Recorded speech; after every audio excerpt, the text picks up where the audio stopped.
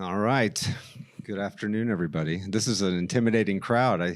I see many, many people here who have many, many years of advancement experience. So maybe just a quick show of hands. How many here are VPs of development at their institution? Okay. All right. I'm feeling a little bit better now. How many here are on staff and work in development or advancement at some capacity at their institution? Okay. All right. And then how about yourself, sister? What is your interest in learning about transformational giving today? I was president of our college, so maybe I should be. Yeah, you should have been that. Oh, I guess, yeah. How many presidents of colleges? There we go. So that adds to the advancements. Today, you're advancement staff presidents of your colleges. So as John said, I'm actually an old friend of some of you in the audience. Maybe Phil might be a newer friend of some of you in the audience, but really grateful to be here today and really happy that Partners in Mission is sponsoring this conference. And it's really great to kind of reconnect with old friends. As John said, I've got many decades of experience working in advancement. And the great thing about advancement is there's always new things to learn, new opportunities to share with the people that we serve. And I've had the benefit of working with some really, really great institutions. And the thing that kind of excites me about working with Partners in Mission is the fact that, as we all know, when we have our first American Pope, who was elected last year, and one of his first public statements, his first apostolic letter, is focused on Catholic education. And so it's actually a very exciting time. Not if you weren't already reinvigorated by this opportunity to be together and to share ideas, the church is counting on us. And in the advancement world, we should be very excited because we get to support the transformational work that Catholic educators are doing and the impact that we're having and hopefully the increased impact that we're having. And so, again, where educational communities allow themselves to be guided by the word of Christ, they do not retreat, but are revitalized. They do not build walls, but bridges. They respond with creativity, opening up new possibilities for the transmission of knowledge and meaning in schools, universities, and research, because the gospel does not grow old, but makes all things new.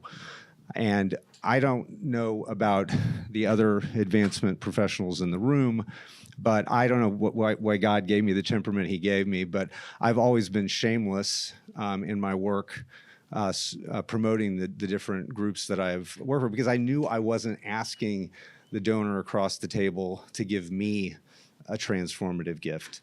I was helping, I was giving that donor the opportunity to be transformative through the generosity that they were able to utilize through my service as a member of an advancement team. So, as professionals, we have the opportunity to be a part of this noble calling, to transform not just the institutions that we represent, but the benefactors who allow us and help us to achieve. And that could happen through a scholarship fund that allows that donor to transform the life of a student who otherwise would not be able to benefit from a Catholic education. It could be a little bit bigger gift, maybe a $100,000 fund to support a faculty member, or to honor a family member in their family through their support.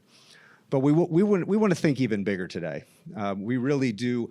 We get really excited, and we should be very excited about the opportunity to make even more transformative gifts, those high 6, 7, 8, and even 9-figure opportunities that are transforming Catholic education in our country and around the world. So what Phil and I are hoping to do today is kind of take a 50,000-foot view and then hone in on some specific examples. And I will encourage all of you, because again, we have over 60 years of combined experience in this work, and we do have examples that we'll be sharing about ways that you can utilize these different ideas. But we know you guys know a lot of this as well, and so I encourage you to stop us, to ask questions, to to engage in that, to give your own examples as we go. So why do people make transformational gifts? So who here in the room knows who Jerry Panis is? Okay, good. Those are our advancement. You passed the first.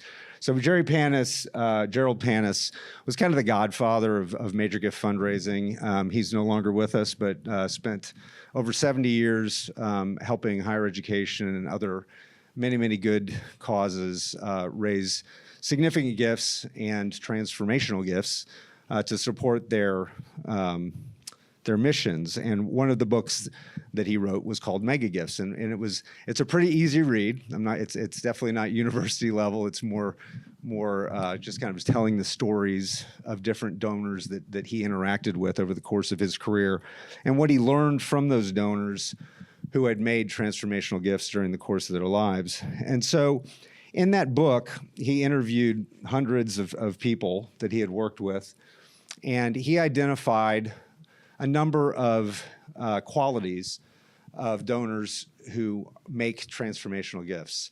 And some of these things seem obvious, but again, if we don't really think seriously about who our donors are and what our relationship with those donors is, we might be missing out on an opportunity to identify a donor that we're not necessarily paying attention to, or to make the right ask at the right time for the right reason.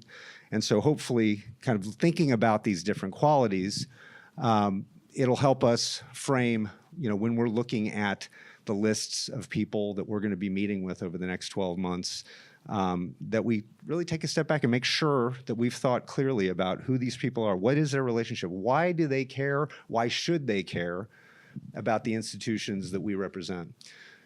First, habitual, very obvious. Very few donors make their first gift is a transformational gift. Does it happen? Sure. Does it happen for mission reasons? Sometimes, but most times it's a transactional. Someone's, again, that's a right time kind of a gift. The person's selling a business, needs an opportunity, and they find out. But it's very rare that a person who makes a transformational gift is not making habitual gifts to the institutions that they support. And if you know any direct marketing professional worth their salt, they will quote to you some statistic of 90% or higher of every major gift that has ever been received started as a small direct mail gift of some sort. Long-term relationship, again, not brain surgery, but we have to be consistent. We have to communicate to our donors. We can't take for granted that they are always thinking about us. I know we always think about them. They are not always thinking about us. And so being deliberate and giving those donors the love and walking alongside them so that when the time is right, oftentimes, how many here in the room have had a donor call them and ask if they could make a major gift to them, where you weren't making the solicitation, they called you out of the blue because they read something interesting about your institution, or yes? I mean, yeah, it happens. It happens. But it doesn't happen because they just woke up one day and they talked to you a year ago, and then they just woke up one day and like, yeah, maybe it's because those institutions are being deliberate about developing those long-term relationships. Emotional. Again, when we think about the solicitations that we're going to make, when we think about the reporting, the updates that we're going to be giving to the donors that we work with, that we say we lead with the heart, we close with the head. So we need to know who our donors are. How do we get to the heart of our donor? I have been in situations. Again, one of the very great things about being a consultant is I can tell all the mistakes that I made in the past and I learned from, where you rush a plan. You figure, they've read the prospectus, they get it, they're a long time, and you sit down and you ask them if they'll support that, and they have no interest in it whatsoever. So again, we want to know the donors, and we'll talk a little bit about some examples of how you can make sure that you're doing that in the future. Professional, again, these seem very obvious, but if you work with enough institutions, we often take some of these things for granted. Eli Lilly did a study about 5 years ago. It was a similar survey of about 40 major donors and the major gift officers that they worked with, and it was kind of the 5 qualities of advancement professionals that led donors to make a major gift in that particular situation. And first impressions and professionalism were one of the 5. It was if you know, when we're meeting a donor for the first time, you know, do we know their name? Do we know where they're coming from? I mean, again, simple things.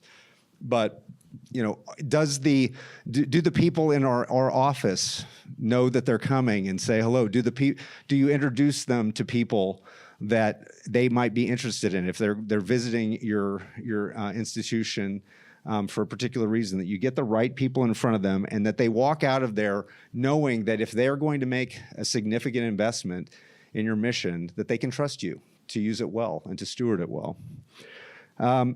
Community, again, not surprising, but donors who make transformational gifts feel like they're a part of something bigger than themselves. They feel like they're family. And again, when we get to, we're going to talk about legacy giving, plan giving, and that is a huge part of developing the trust that your donors need to make those kinds of decisions. That in the plan giving world, we like to say we want the donor to feel like that you are their next child. If you have 4 kids, you're their 5th child. They've put you into their estate plan.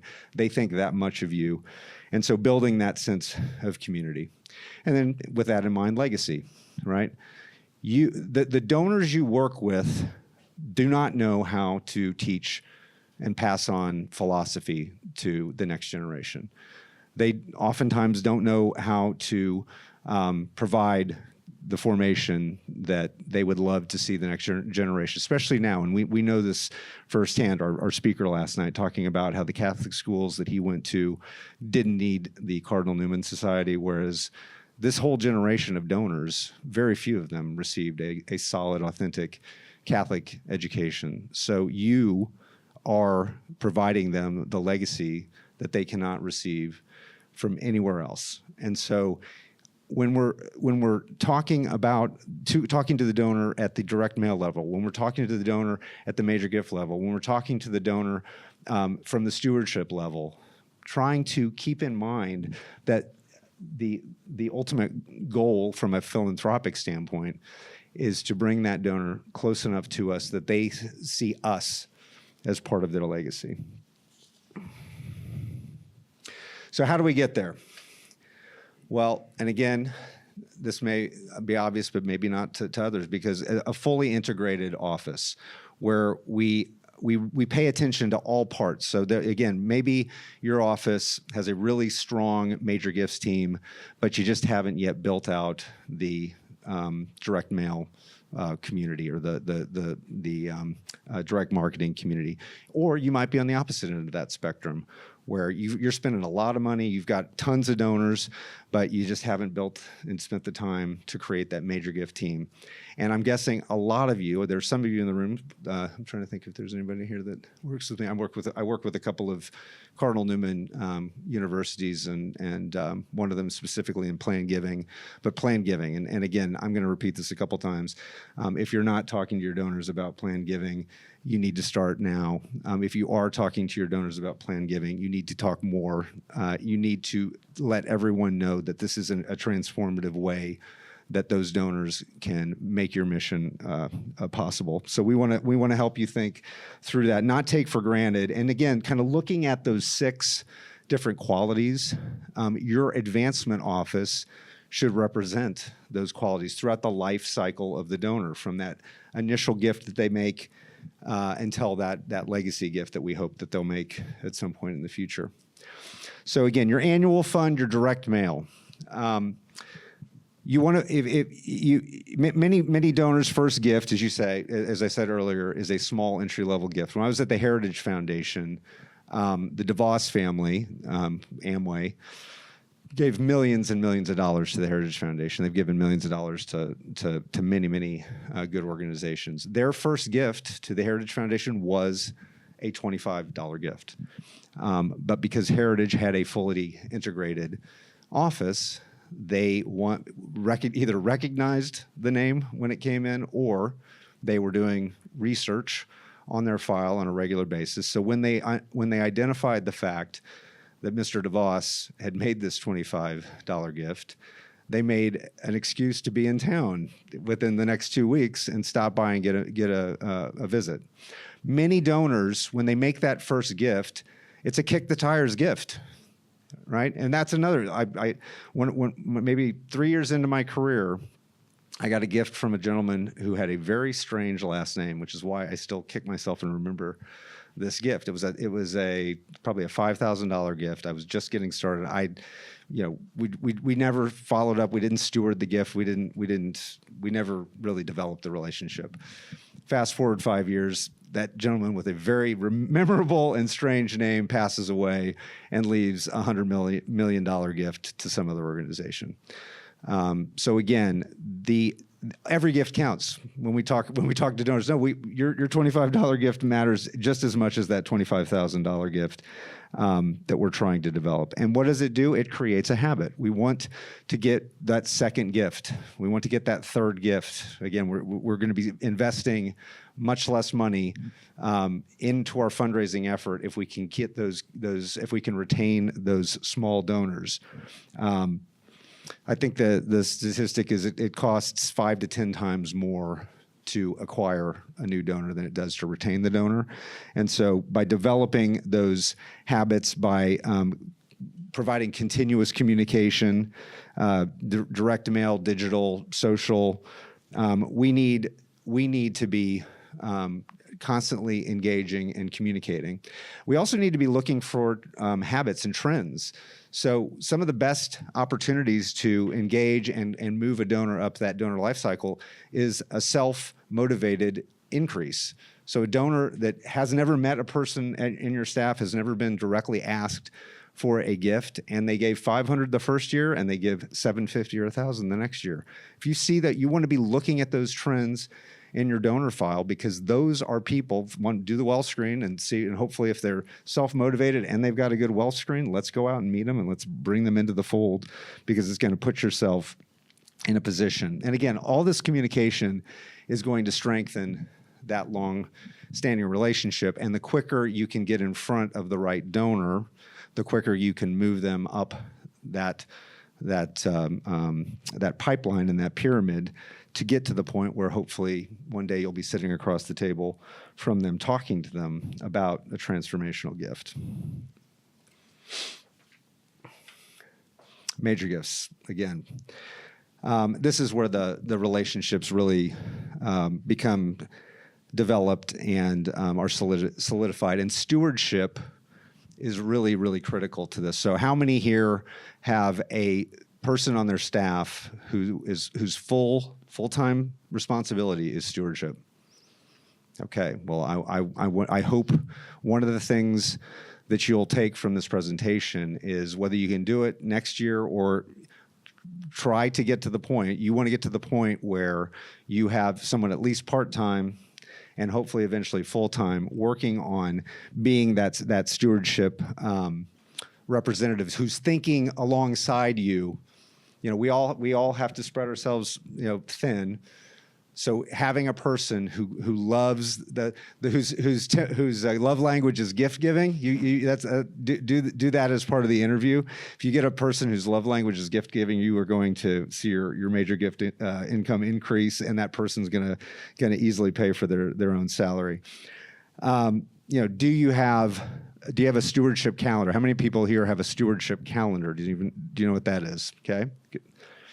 So stewardship calendar is, at a minimum, you want to have those touch points for your entire file. So a stewardship calendar for an annual fund file is, we're going to send a thank you card to everybody who made a gift of a certain gift or higher at Thanksgiving or on the feast day of your patron.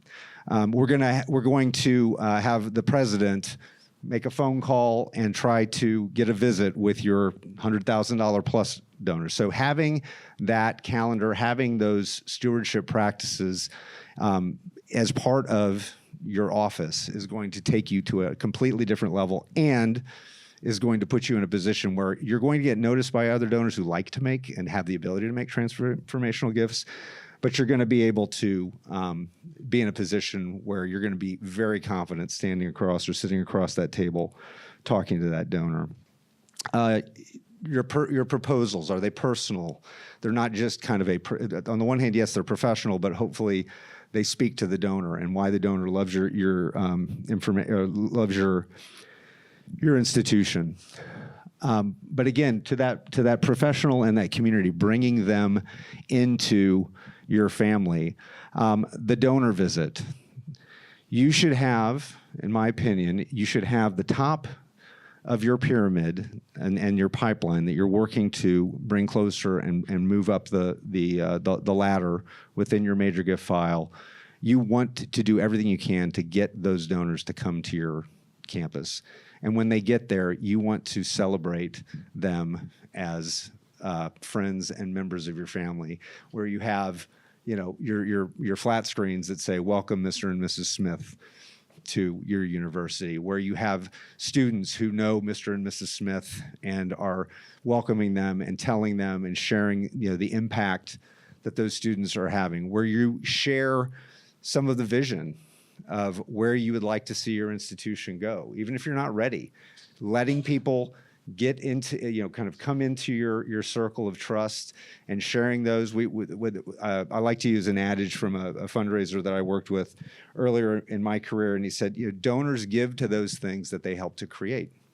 And so when we bring the donor into the process, that is when the magic happens. And this is again why, little shameless plug, feasibility studies, working with third parties if you're getting ready for a campaign to do a professional feasibility study, because you want to, one, share that vision, get that feedback. So most of the time when you do a feasibility study, you have a vision that's about 80%. And then when you go through that process, you get incredible feedback that allows you to hone in, to improve the actual vision, because you're bringing them into it, so that when the vision is achieved, you can sincerely look at that donor across the vision. You made this possible. And they did. They were there at the beginning when you asked them to be a part of feasibility. They were there in the middle when they gave you the feedback and told you how much they loved, or maybe this could be a little bit different. Again, at the end of the day, it doesn't mean you have to change it, but you at least bring them in to the process, so that when you go into campaign mode, then you're obviously going to go back to them, ask them to be big supporters of what you're trying to achieve. This is a very important part of bringing the donor into that process. And again, as far as community, these are obvious, but I want to encourage, your events, make them fun for the donors. Look for opportunities to recognize them. Look for opportunities to have them be a part of it. Go on pilgrimages with your donors. I know it's a lot of fun for you, but exhausting. But no, those are the moments, and those are also when you have a pilgrimage, when you take the time to take a week with your top donors. Again, the obvious community is built, the obvious family. You're sharing intimate and personal things that you would never have the opportunity, and you've got lots of time.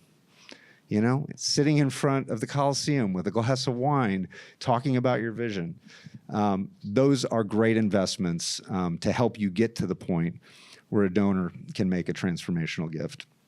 And then finally, planned giving. Again, this is where, as someone who kind of came up when I was at Heritage, they had two separate departments. I ran the planned giving department for the first couple of years that I was there, and then they combined the major gifts and the plan gift department under my management, and we called it the Department of Gift Planning because we were guides, helping our donors think through. But the legacy piece was a very important part of that relationship. We wanted to be talking to our donors about the legacy that they had already achieved through their current giving, but about the transformative legacy that they were going to be able to make during their lifetime by making that commitment. So what's the easiest predictor of someone's making a future plan gift? Frequency, good. Loyalty, right? So again, we talk about estate giving, but the reality is those donors that are giving 3 to 5 years consecutively, you want to start sending them plan gift reminders. Put digital newsletters, PSs at the end of your letter. When the major gift officer visits that donor and gives them an update, tell them about an incredible planned gift that we just received or a commitment we just learned about. Making planned giving a part of your office is going to bring you many, many transformational gifts that you've never really had to ask for. I worked with a Newman Guide College that received a $1.2 million gift this year, and the donor who gave it had made a total of $1,200 in gifts and had never had a visit. But they had done a great job of communicating planned giving to that donor over the course. Do you think $1.2 million is transformational? Especially if you didn't have to ask for it. But did you ask for it? They did. They marketed it. They were communicating. He didn't do that because he thought, wow, I think I'll make a planned gift. He was reading their material. He knew that this was going to have a real impact. And the other great planned giving story I love to tell about my time at Heritage was there was another family that had been giving to the institution for many years, and when the matriarch of the family, her husband had died. When she was 90 years old, she made a $10 million commitment. So it wasn't a gift yet, but it was a commitment to support one of Heritage's initiatives, and they named the center after her for that. And so they celebrated it, had a great time, wonderful, wonderful gift. A year later, she came back and she said, I don't want you guys just waiting around for me to die. So I'm going to make this interesting. For every year that I live beyond that commitment, I'm going to add $1 million to that commitment.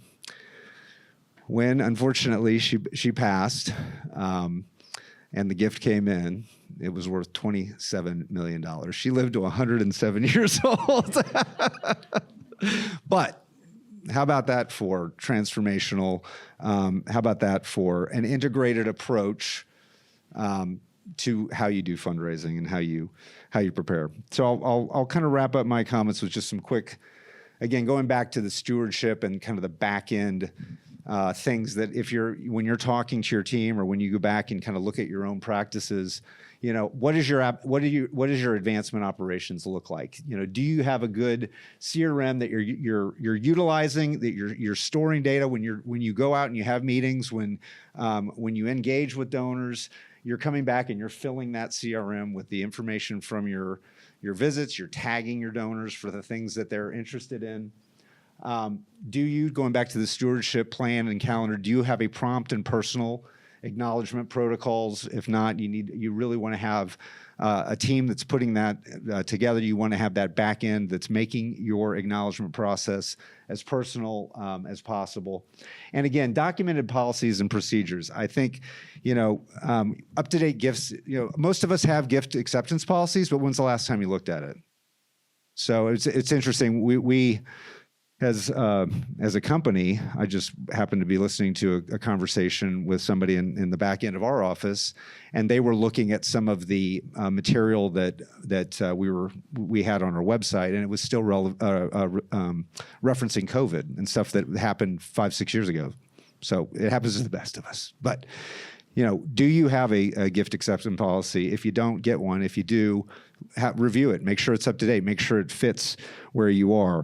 If you're getting ready for a campaign, do you have a campaign counting policy? Get those things lined up, because again, one person's impression of a commitment is very different from another person's impression of a commitment. One person's expectation of what you're going to do with that gift is very different from what you might want to do with that gift. So make sure that you've got those policies and procedures lined up. This again, prospect research. This is where the real magic happens. Is when we really need to be very clear to our advancement staff. A visit that isn't documented is not a visit. When you meet with a donor and they tell you that their husband passed away, you better update that in your CRM, because you will be embarrassed. You will hear it from a donor when you send them a solicitation letter the next year with Mr. and Mrs. when Mr. is no longer with us. Getting your board involved, as part of the process. Again, obviously referrals from your board. But when your board members are major donors, when your board members are planned gift donors, again, it gives your community the confidence to do that. Hey, if the people that are closest to this institution are not making that kind of a commitment, why should I? So again, trying to encourage your board members to be mature board members who understand what it means to be on the board of a university that's going to be doing transformative things. Investing in wealth screens, again, hopefully you're doing it at least every 3 years, but if you have the ability to do it more, as well as donor profiles. So when you get to the point, again, we're talking about transformative asks, and Phil's gonna talk more specifically about that, but it's worth a $400 or $500 investment when you hone in on your top 10 to 20 prospects that you're hoping to ask for a 6 or 7 figure gift, so you get that gift right. And we had a situation in our company, again, where we were advising a client, and the wealth screen looked like this was a $1 million ask. And they were getting everything lined up, and we were like, no, let's go. We need to do the donor profile.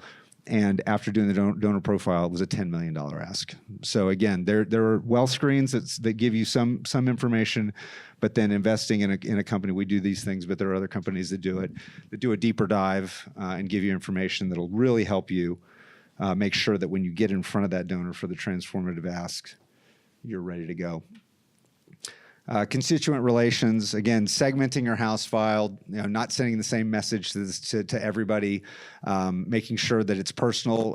When you're doing your lie bunts and side bunts at the end of the year, the people who you want to get to renew, asking them for a specific renewal amount. Don't just say, would you please renew your gift from last year? Will you renew your gift of $1,000 or increase that gift? Because again, our donors are not always thinking about us. We think about our donors all the time. Our donors write checks and move on. They make gifts and move on. So don't take it for granted when that gift hasn't come in that they know or remember what they gave to you last year. Alumni, creating community, student advancement teams. I know some of you have very advanced teams of student volunteers or student workers who are making those calls, who are being a part of those tours.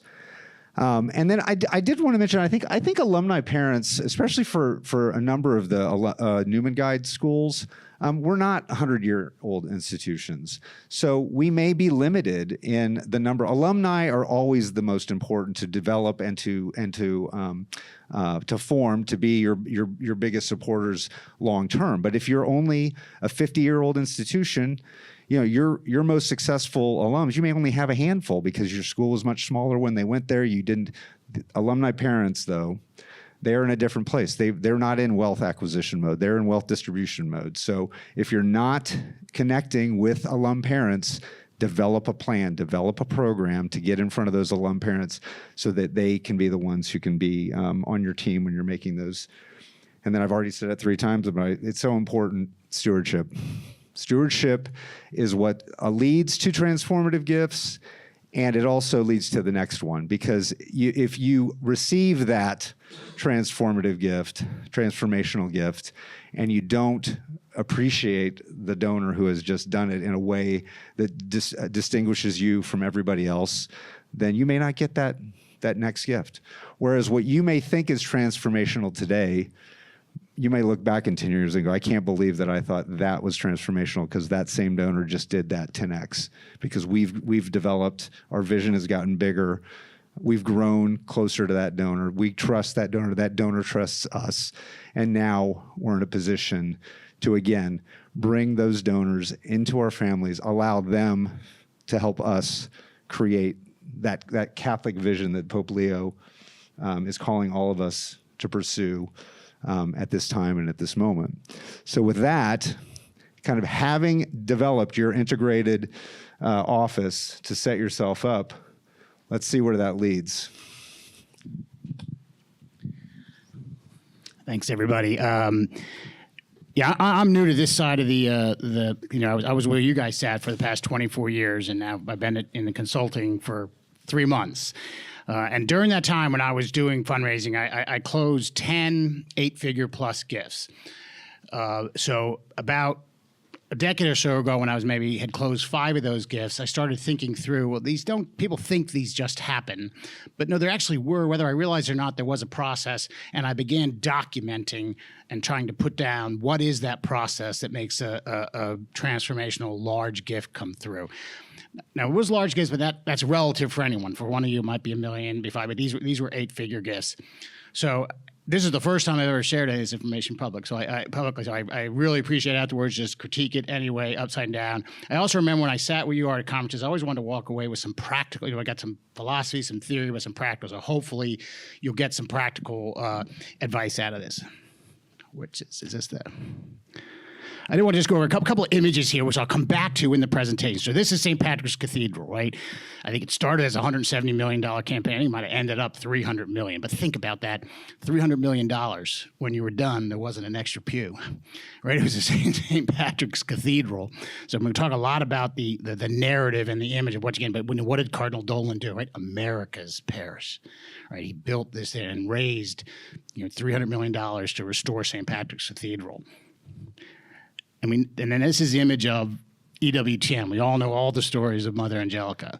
There's one to say that prayer still matters, right? We know these with so many stories. The one where the call just comes in, right? The guy on the boat. You guys know that story. The guy on the yacht just calls her with the exact money she needed to buy a satellite at one time. That happens, and that's why prayer is still important when you do this. But we got to pray like, right? What is it? Pray like it. God does everything, but work like it's all on us. But that does happen. And then, and this is a little story I thought in the Newman Guide School would be worth telling. When we announced in one swoop from a little campaign we did, $80 million worth of gifts to launch the Bush School of Business. And I was talking to the press. I was talking to the Washington Post, and they asked me, well, is this a big deal? What actually, there were 3 8-figure gifts, and there were 2 10s and a $15 million in that number. And the reporter from the Post asked me, what's the largest gift to Catholic education? And I told her, it's Tom Monahan. Ave Maria, that's the largest gift to Catholic education by far. She printed Georgetown. She printed a $100 million gift from the owners of Dodger to Georgetown. But is anyone in here from Ave Maria? Yeah. Right? You guys, we got to take credit of it. Tom Monahan's the largest gift in the history of the United States to Catholic education. So there are, and we got to find the next Tom Monahan, right, as Newman Schools, next people to make that level of investment in the movement. So these are the 5 pillars I've developed, or 5 steps for a major gift, a transformational gift. You need an idea, right? So that to begin, to conceptualize the big idea, identify a bold and compelling idea that addresses a significant need or opportunity and is distinctive and inspiring. Define and communicate the impact. Well, let me say something about the idea. So I started teaching here, not as an employee. I met Andrew Abella. Andrew knew I was an entrepreneur. I'd started a company. He said, come teach entrepreneurship. And he said, I got this idea. We're going to start a business school. Andrew and I went across the country, meeting with a lot of the people who became the eventual donors, meeting with thought leaders. I think we met with the dean of the Kellogg School at the time, was a woman who was Catholic. I'm telling you, 99% of the people told us there's no money and there's no students. No philanthropy is going to want to give to a school fully integrating Catholic social doctrine and business, and no students are going to do that. $80 million later and doubling the number of students studying business at Catholic University, we did it. So don't be, often the big ideas, everyone's telling you they're not going to work. Sometimes that's a sign you really got a good idea. So we got to come up with a big idea, define and communicate the impact of it, articulate clear, measurable outcomes and the difference between the investment we'll make. I mean, we were telling people we're going to change the business world. That's what that was what the Bush School was going to do. Assess the organizational capacity to execute the idea. Evaluate the leadership, team, system, partners, and resources to ensure the organization can deliver on its promise. Evaluate the donor's alignment and motivation. I'm going to go into a little bit more detail in the next slides on all these. Ensure the alignment with the donor's priorities and values and understand their motivation and investment. Develop a sophisticated ask strategy. Craft a tailored, compelling case and engage a plan that inspires the confidence that secures transformational support. Very rarely do any of the 8-figure gifts come in that first meeting, right? It's multiple meetings, multiple conversations. One that we had several conversations about. I tell you what happened with that donor. His father passed away. And it was a long trip. The institution I was with, we were trying to figure out who's going to go. I said, someone's got to go to the wake. And no one else was available, the leadership of the institution. So I said, well, I'll go. It was a Friday. I went out to the wake for his father. Paid my respects. I mean, we do this, right? It's an act of mercy. We go to wakes and funerals as part of our pay. That's why we did it. I didn't do it as part of the gift. But that was on a Friday. Monday, it's interesting. He didn't call the president. He didn't call. He called me and said, "I'm ready to make that commitment." I don't know if it was connected or not, but again, it's multiple steps. It's a sophisticated ask strategy. There was another one. How many people know who Edward Deming is? Okay, good. So Edward Deming was the economist, engineer, I think it was, who we sent over after World War II to build up the Japanese economy. Most Americans don't know who he is, but it's the highest award you can get in Japan is the Deming Award. Well, we had a donor coming who had a big gift ask in front of him, and I noticed that his wife's middle name was Deming. And I just looked, and I looked at the Deming Foundation, and the same person, it's got to be a daughter. Deming was also, although he was a Catholic gentleman, but Deming was Episcopal and a little bit of a Renaissance man. He had written a Requiem Mass, music for it. This was at a high school. I had the band learn the piece, and when he showed up, we played it. And the fact, and again, he's the alum, not the spouse, but that they knew. So understanding those kind of sophisticated pieces and research of the ask are important. So a little bit on each one of those. These are just some ideas, in conceptualizing ideas. I think they fall in 3 big categories, what I call the infrastructure play. We have the proven methodology and vision, but we lack the thing, a new building, more faculty, whatever it is, to execute on the idea. The innovation play, this is a new, more efficient way to deliver on our mission. Now, this is a higher risk path because innovation is unproven by its very nature. But for the right entrepreneurial donor who understands high risk, high reward, that's a good place to go. There's the endowment play. We're going to secure the future and a specific element of our mission in perpetuity to ensuring that we never have to divert energy to basic goods. So this is kind of the 3 categories. I think I'll give you a structure of how to think about a big idea. And by the way, the big idea is like redoing St. Patrick's Cathedral. At the Abbey, we had asked to build a new monastery. I said, how often do you get to build a new monastery? Every 100 years?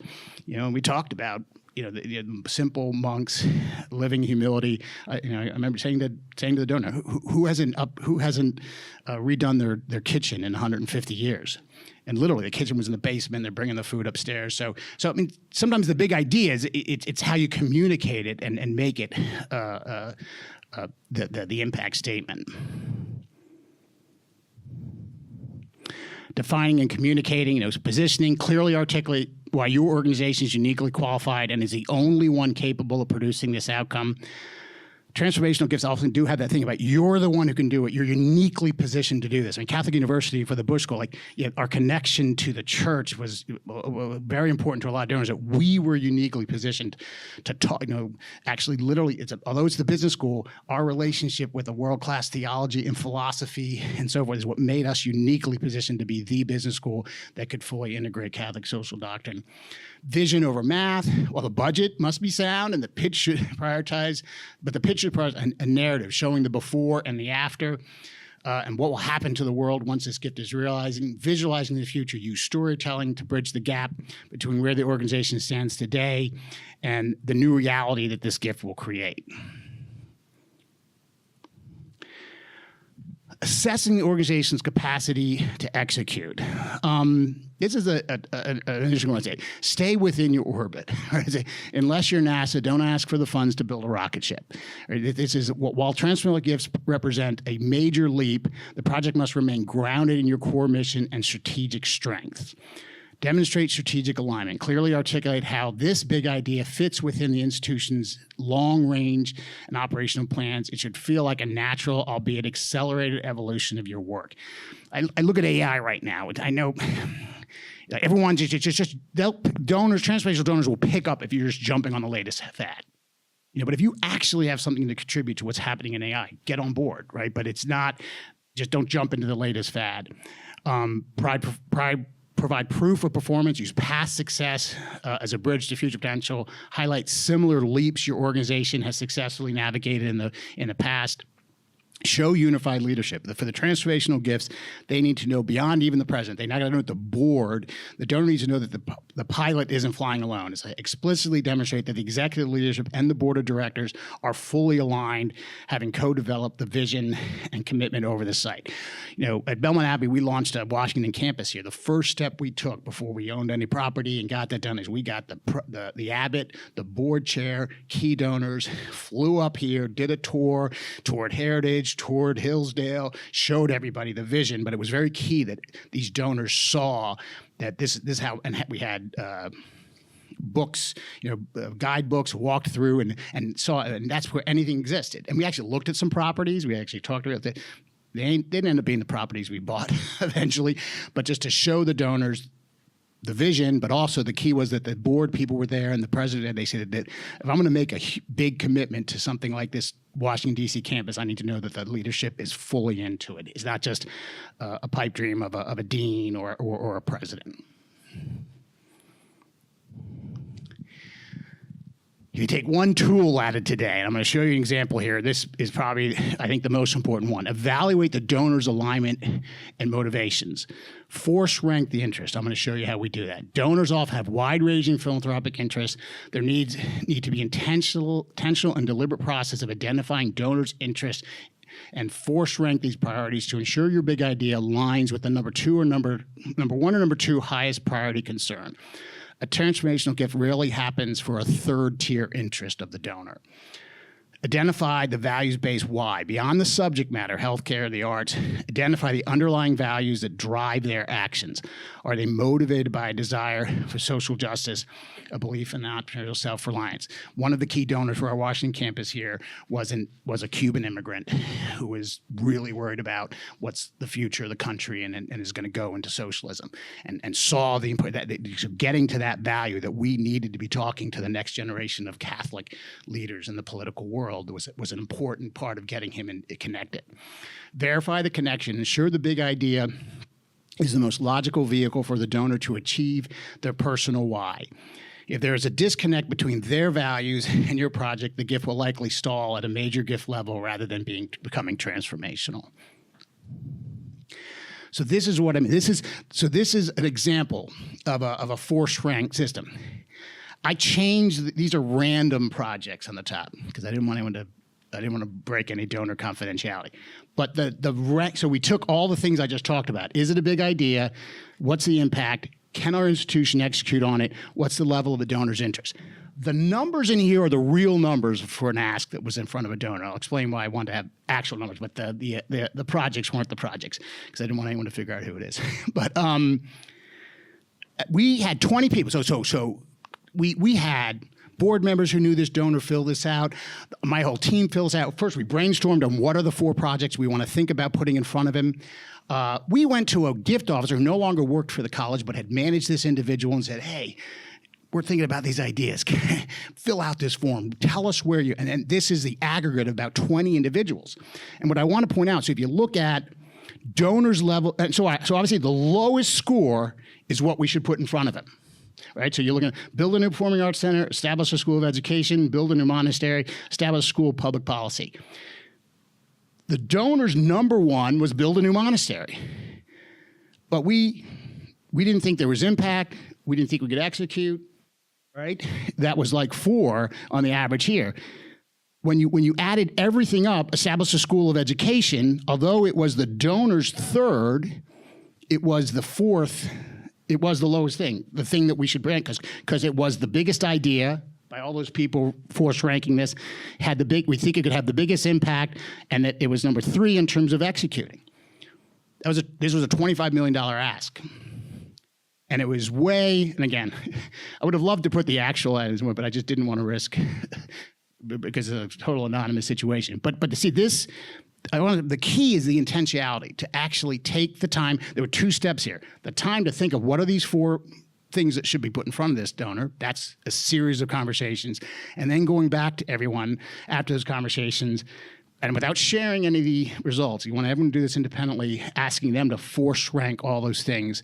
It took us, if we had just gone with the donors, what we thought was the donor's number 1 interest, we would have gone with the overall worst project.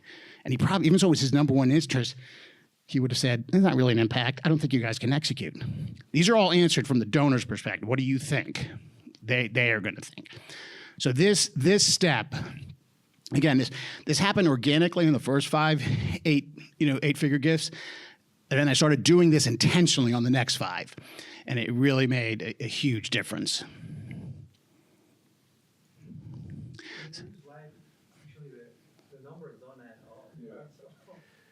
Did I don't know, how do I go backwards? The performing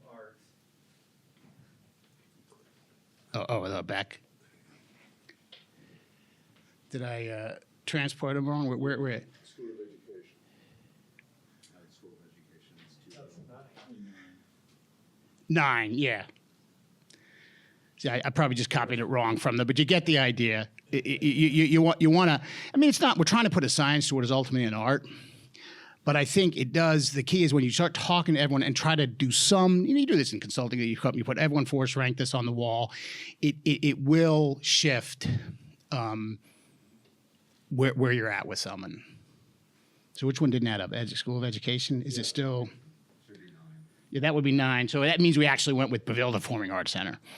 But you get the, but still, it would have been, that actually makes more sense. Because we didn't go to the donor's 3rd project. We went to his 2nd. Yeah. So So this is where this is the one we did. Yeah. Yeah. We didn't. Yeah. So I just put the numbers wrong. Go ahead. So in your actual case, your 4 categories you talked about, were they projects that were already in a strategic plan? Yes. And the main thing, if I try to give away too much, this is a donor who was very politically involved, and most people put asks in front of him that were in that nature. And what came out was that the faith element was much more important, and even from a competitive standpoint, when we went and put that in front of him, I mean, he's used to, right? Everyone's coming, never understood this. I remember talking to the founder, one of the co-founders of AOL, when I worked at a local high school here, gave the gift for the science lab, and he said, "Phil, I never understand." Like, so it gets announced that he's made this. Jim Kimsey was saying, he's made this big gift. He goes, "Don't they understand?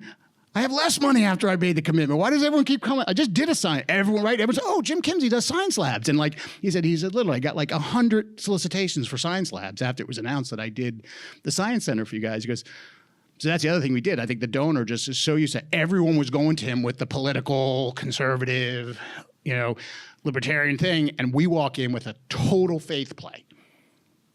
And that was the difference. But I don't think we ever would have gotten there if we didn't have gone through kind of this exercise of forcing it, force kind of thinking through these categories. I tell another example about the execution, about the ability to execute. When I worked at a local high school here as my alma mater, we had an alum. I mean, you go to the Duke, share his name. The Duke Engineering School has his family name on it. He had given $50 million to Duke, and he gave $1 million to our campaign. And the president of the school came in and he said, "Oh, I don't get this. I mean, how did he give you $50 million to Duke? We only get $1 million. And his mother worked here. He went here on a scholarship." And I said, "He doesn't love us any less. He doesn't think we didn't give him a $50 million idea, and he doesn't think we can steward a $50 million gift." So I just go back to that point, that this ability to execute that's the other thing too. As a Catholic institution, this donor believed we could execute the faith thing. I hope we could execute the faith-related project. You might not have believed we could execute the other projects that were more political in nature. So,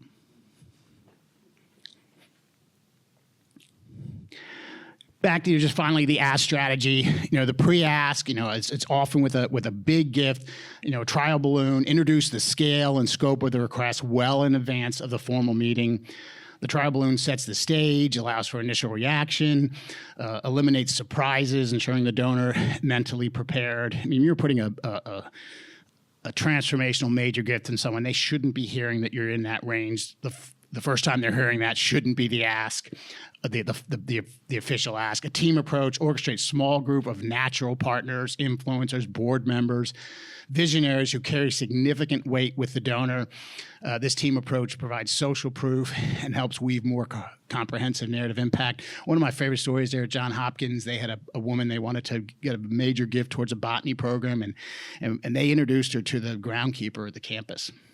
Right, and every time she came, they coordinated, that she would get a little tour with the groundskeeper of some of the stuff they're doing, and he became a critical what we call natural partner in closing that significant gift. So this team approach: who are the alumni that know this individual? Who are the other influencers we can bring in to help them see and build the confidence that you guys can steward and execute on this gift.